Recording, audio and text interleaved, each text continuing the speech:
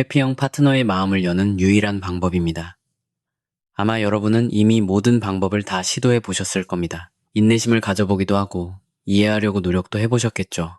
차분하게 대화도 해보고 조심스럽게 안부도 묻고 그저 우리가 조금 더 가까워졌으면 좋겠다는 말도 건네보았지만 아무런 소용이 없었을 것입니다. 그런데도 저녁 식사 자리에서 마주 앉은 그 사람은 여전히 내 연인의 얼굴을 한 낯선 사람처럼 느껴집니다.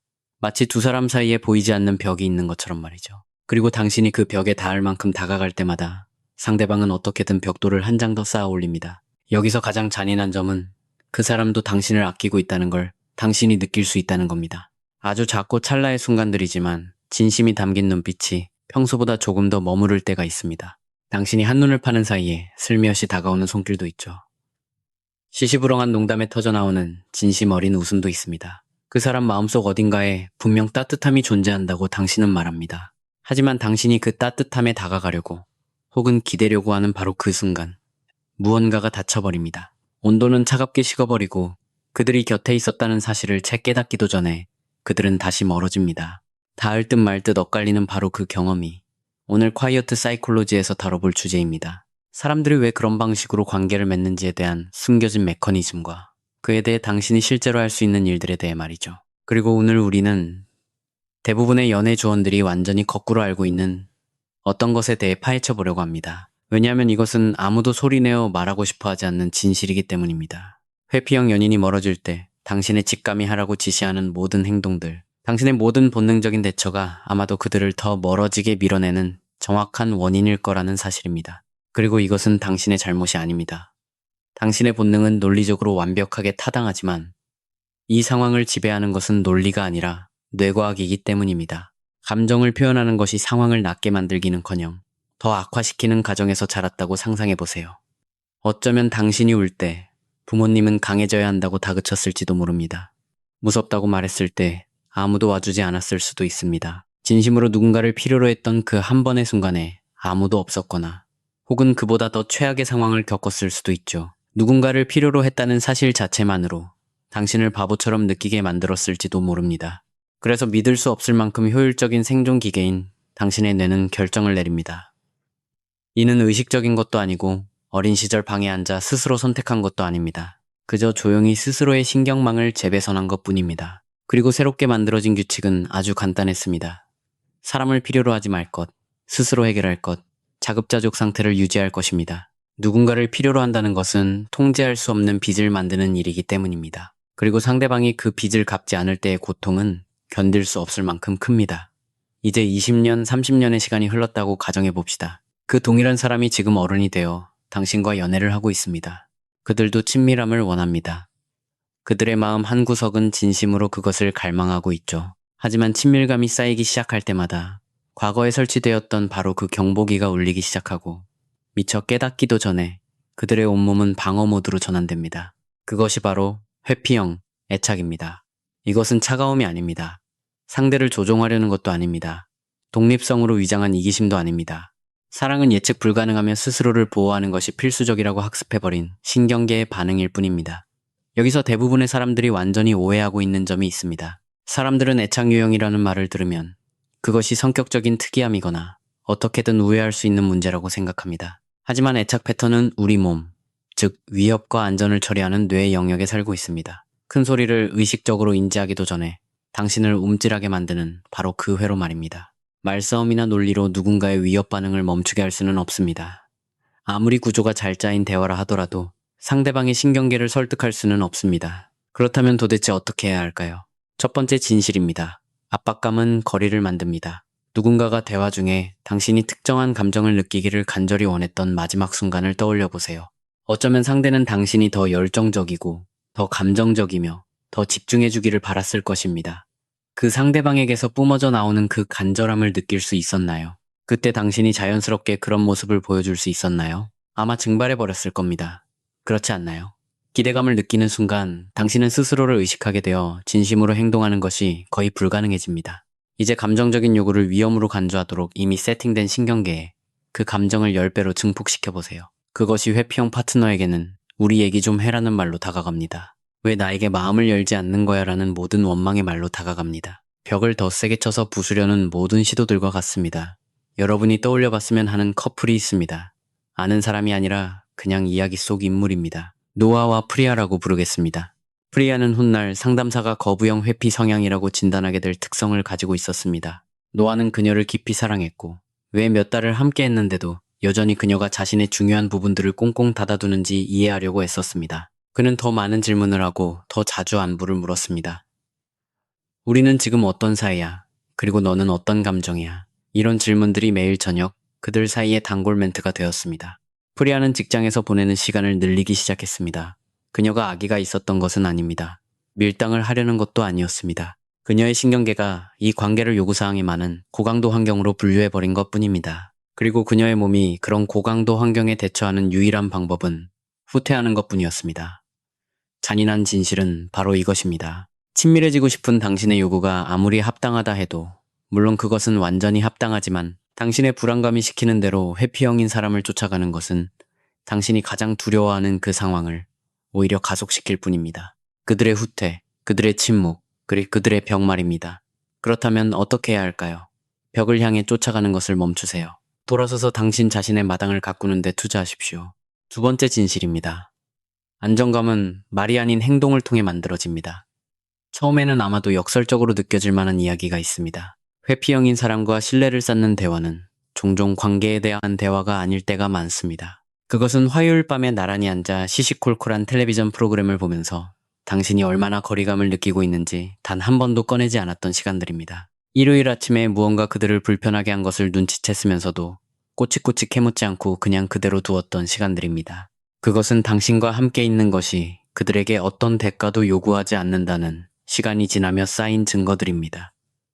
이 문장은 꼭 기억해둘 가치가 있습니다. 당신 곁에 있는 것이 그들에게 어떤 대가도 치르게 하지 않는다는 것. 왜냐하면 회피형 애착은 근본적으로 감정적인 경제학과 같기 때문입니다. 이들은 타인과의 연결이 거래적이며 많은 비용이 든다는 믿음을 내면화한 사람들입니다. 그들은 어린 시절의 경험을 통해 친밀함은 의무를 의미하고 의무는 곧 자기 자신을 잃는 것이라고 배웠습니다. 그래서 그들은 모든 관계에서 장부를 꼼꼼히 살핍니다. 내가 여기서 얼마나 포기하고 있지, 내 모습을 얼마나 잃어가고 있지, 이것이 언제쯤 내가 감당할 수 있는 수준을 넘어서게 될까 하고 말입니다. 당신이 요구하지 않으면서도 한결같을 때, 특정한 형태의 보답을 바라지 않고 따뜻함을 줄 때, 상대방의 감정 온도에 당신의 하루가 휘둘리지 않을 만큼 스스로 안정되어 있을 때, 당신은 다른 신호를 보내기 시작합니다. 당신은 그들의 신경계가 관계에 대해 믿고 있었던 모든 것과 반대되는 증거가 됩니다. 이것은 시간이 걸립니다. 아주 긴 시간 말입니다. 단지 좋았던 몇 주간을 이야기하는 것이 아닙니다. 묵묵하고 한결같으며 부담을 주지 않는 존재로 몇 달을 곁에 머무는 것을 의미합니다. 그리고 대부분의 사람들은 기다림이 너무나 고통스럽기 때문에 다시 상대를 쫓아가는 패턴으로 돌아가지 않고 그렇게 오래 버티지 못합니다. 잠시 이 점에 대해 생각해 보세요. 사랑하는 사람이 멀어질 때 느끼는 불안감은 신경학적으로 육체적인 고통과 거의 동일합니다. 당신의 뇌는 사회적인 거절을 신체적인 상처를 입었을 때와 같은 경로를 통해 처리합니다. 그러니 그런 고통을 안고 아무런 반응도 하지 않은 채 가만히 있으라는 것은 정말로 어려운 일입니다. 당신이 이 문제로 힘들어하는 것은 성격적 결함이 아닙니다. 그것은 생물학적인 본능입니다. 하지만 여기가 정말 흥미로워지는 지점입니다. 상대방이 물러설 때 당신 자신의 불안을 다스리지 못하면 상대를 힘들게 할 뿐만 아니라 관계란 벅차고 유지할 수 없는 것이라는 상대방의 가장 깊은 두려움을 확인시켜주게 됩니다. 당신의 괴로움은 친밀함은 위험하다는 그들의 원래 결론을 강화하는 데 사용되는 데이터가 됩니다. 그렇다면 그 불안감을 도대체 어떻게 해야 할까요? 그것을 다른 곳으로 가져가야 합니다. 심리 상담, 친구들과의 만남, 운동, 창조적인 활동, 혹은 연애가 당신의 모든 감정적 세계가 되면서 멈추었던 바로 그 일들로 말입니다. 상대방과 독립적으로 존재하는 당신 자신의 모습들을 다시 세워야 합니다. 왜냐하면 충만한 삶을 살고 있으며 파트너가 혼자만의 시간을 필요로 할 때 무너지지 않는 안정적인 사람은 회피형 신경계가 살면서 만난 가장 덜 위협적인 존재이기 때문입니다. 세 번째 진실입니다. 필요를 표현하는 방식이 모든 것을 바꿉니다. 어느 시점에서는 당신이 원하는 것을 전달해야만 합니다. 당신도 요구사항이 있는 사람이고 그렇지 않은 척하는 것은 지속 불가능합니다. 그리고 솔직히 말해서 그것은 목표조차 아닙니다. 욕구가 없는 상태가 되는 것은 목표가 될 수 없습니다. 진정한 목표는 상대방의 위협 반응을 자극하지 않는 방식으로 그것을 표현하는 것입니다. 여기에 분명한 차이가 있습니다. 너는 항상 나에게서 멀어지려는 것 같아. 네가 이 관계를 진짜로 원하긴 하는 건지 알아야겠어라고 말하는 것과 일주일에 두세 번 정도는 우리 둘이서 핸드폰은 내려놓고 저녁을 먹었으면 좋겠어라고 말하는 것 사이에는 엄청난 차이가 있습니다. 둘 다 정당한 요구지만 전자는 판결을 요구하는 고발처럼 들리고 후자는 거절해도 아무런 페널티가 없는 부담 없는 초대처럼 들립니다. 회피형 사람들은 초대에는 응답할 수 있습니다. 하지만 판결을 내리는 상황에서는 진심으로 힘들어합니다. 무언가가 시험처럼 느껴지거나 사랑을 증명하라는 요구처럼 느껴지는 순간 그들의 전체 시스템은 셧다운되어 버립니다. 하지만 단순하고 구체적이며 압박감이 없는 요청이라면 그것은 감당할 수 있습니다. 그것은 자신의 자율성을 넘겨준다는 느낌 없이 그들 스스로 걸어 들어갈지 말지 선택할 수 있는 문과 같습니다. 다른 예를 하나 들어보겠습니다. 카밀이라고 부를 한 여성은 파트너와 2년 동안 만났습니다. 남자는 때때로 다정했지만 감정이나 미래에 대한 깊은 대화를 나누려고 할 때마다 일관되게 뒤로 물러섰습니다. 그녀는 직접적으로 그런 대화를 시도하곤 했지만 그럴 때마다 남자는 애매모호해지고 거리를 두는 것으로 끝이 났습니다. 그래서 그녀는 접근 방식을 완전히 바꾸었습니다. 우리 관계가 어디로 가고 있는지 얘기 좀 할 수 있을까? 라고 묻는 대신 그녀는 앞으로 기대되는 일들, 가고 싶은 여행, 해보고 싶은 경험에 대해 이야기하며 이렇게 말했습니다. 당신도 그곳을 정말 좋아할 것 같아. 우리 언제 한번 가보자. 어떠한 압박도, 관계에 대한 추궁도 없이 그저 두 사람을 미래로 연결해주는 작고 가벼운 실타래 하나를 던진 것입니다. 몇 달에 걸쳐 그는 그 실타래들을 집어들기 시작했습니다. 먼저 무언가를 제안하기도 하고 작고 조심스럽지만 현실적인 방법으로 미래를 향해 나아가기 시작했습니다. 아무도 그에게 무언가를 강요하지 않았기 때문입니다. 그가 어떻게 행동하는지 점수를 매기는 사람이 아무도 없었기 때문이죠. 네 번째 진실입니다. 감정적으로 열리는 것에는 타이밍이라는 요소가 있습니다. 이것은 회피형 파트너와 연애를 하는 대부분의 사람들이 결코 고려하지 않는 부분이며 한번 깨닫고 나면 모든 것을 바꿔놓는 사실입니다. 회피형 사람들은 안정형 사람들이 흔히 하는 것처럼 감정을 실시간으로 처리하지 못합니다. 감정적인 일이 생긴 후 그들이 조용해질 때 그것은 무언가를 숨기려거나 억누르려는 것이 아닙니다. 그들은 자신이 겪고 있는 것을 말로 표현할 준비가 진짜로 아직 안 되어 있을 뿐입니다. 다른 사람에게 건네줄 수 있을 만큼 충분히 이해할 때까지 그들은 내면으로 들어가 혼자 그 감정을 처리하고 마주할 시간이 필요합니다. 나한테 말해봐. 지금 무슨 생각해? 왜 마음을 닫는 거야? 라고 즉각적인 감정의 공유를 밀어붙일 때 당신은 사실상 누군가에게 아직 그려지고 있는 그림을 설명해 보라고 요구하는 것과 같습니다. 그들은 아직 답을 가지고 있지 않습니다. 당신의 조급함은 그 과정을 앞당기지 못하고 오히려 스트레스만 가중시킬 뿐입니다.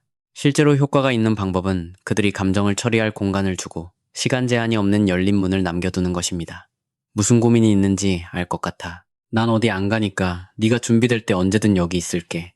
라고 말하고 진짜로 그 말을 지키는 것입니다. 주위를 맴돌지 마세요. 1시간 뒤에 다시 와서 이제 준비됐어 라고 확인하지 마세요. 그저 당신의 삶을 살면서 만약 그들이 공유하고 싶은 것이 있다면 언제든 들어올 수 있는 문이 있다는 사실을 믿으세요. 회피형 파트너와 나누는 최고의 대화들이 주로 차 안이나 산책할 때 혹은 나란히 무언가를 할 때 이루어지는 데는 다 이유가 있습니다.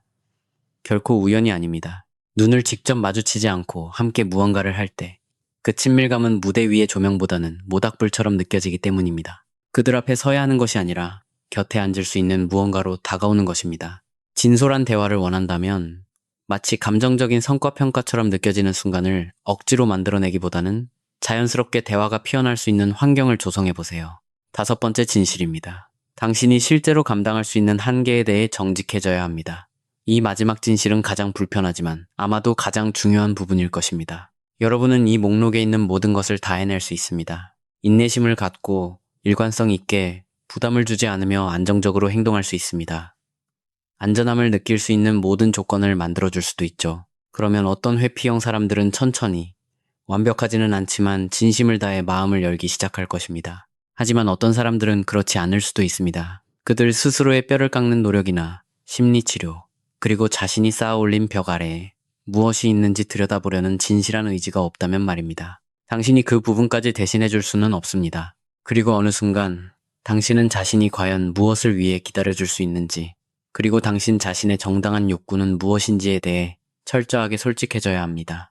회피형 파트너를 위해 인내하는 것에는 건강하고 단단하며 사랑이 넘치는 방식이 있습니다. 하지만 다른 한편으로는 미덕으로 포장된 아주 느린 자기 방치도 존재합니다. 곁에 머물면서 조용히 원망을 쌓아가고 있다면 사실은 괜찮지 않으면서 상대의 속도에 맞춰 괜찮은 척하고 있다면 상대에게 여유를 주고 있다고 스스로를 다독이면서도 속으로는 당신이 필요로 할 때 그들이 당신 곁에 있어주지 않았던 모든 순간들을 일일이 기록하고 있다면 당신이 만들고 있는 것은 안정감이 아닙니다. 그것은 압력솥입니다. 그리고 결국 폭발하게 되어 친밀함에 대해 그들이 두려워했던 모든 것들이 사실이라는 것을 확인시켜주고 말 것입니다. 두 사람 모두를 위해 할 수 있는 가장 관대한 행동은 솔직해지는 것입니다. 잔인하게도 아니고 최후 통첩의 방식도 아닌 그저 명확하게 말입니다. 장기적인 관계에서 내가 필요로 하는 건 이런 거야. 나는 너와 함께 그것을 만들어가고 싶어. 그리고 비록 느릴지라도 우리가 함께 그곳을 향해 나아가고 있다는 걸 알아야겠어. 왜냐면 나 혼자서 무기한으로 우리 둘만의 공간을 지켜낼 수는 없으니까. 이것은 협박이 아닙니다. 진실입니다. 그리고 이것은 상대방에게 단순한 압박감이 아닌 명확함을 통해 반응할 수 있는 진짜 정보를 제공해 줍니다. 어떤 사람들은 진심으로 아끼는 누군가로부터 그런 솔직한 이야기를 들었을 때 비로소 이 관계가 투자할 만큼 충분히 현실적이라는 것을, 힘든 내면의 작업을 감수할 만한 가치가 있다는 것을 깨닫게 됩니다. 인내심만으로는 가닿지 못했던 그들의 마음에 명확함이 비로소 도달하게 되는 것입니다. 반면 어떤 사람들은 그 말을 듣고도 여전히 준비가 되지 않았을 수 있습니다. 그러면 당신 역시 진짜 정보를 얻게 되는 것입니다. 이 모든 이야기의 결론은 이렇습니다. 회피형인 사람의 마음을 여는 것은 실행해야 할 어떤 전략이 아닙니다. 대본이나 정해진 행동 지침 같은 것도 아닙니다. 그것은 스스로 진정으로 안정적인 사람이 되고 곁에 있기에 한결같이 안전한 사람이 되며 당신의 감정적 생존을 상대의 변화에 걸지 않으면서 당신이 원하는 바에 솔직해진 결과로 나타나는 것입니다.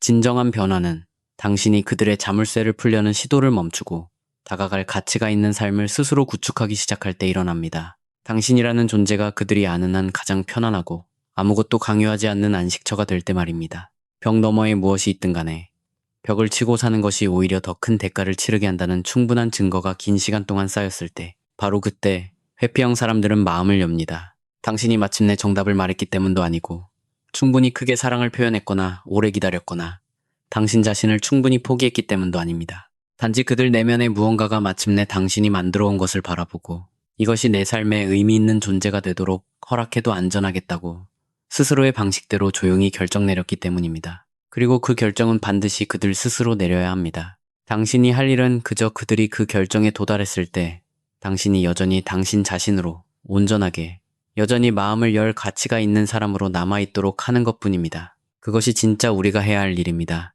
그리고 솔직히 말해서 그것은 바로 이렇게 시작됩니다.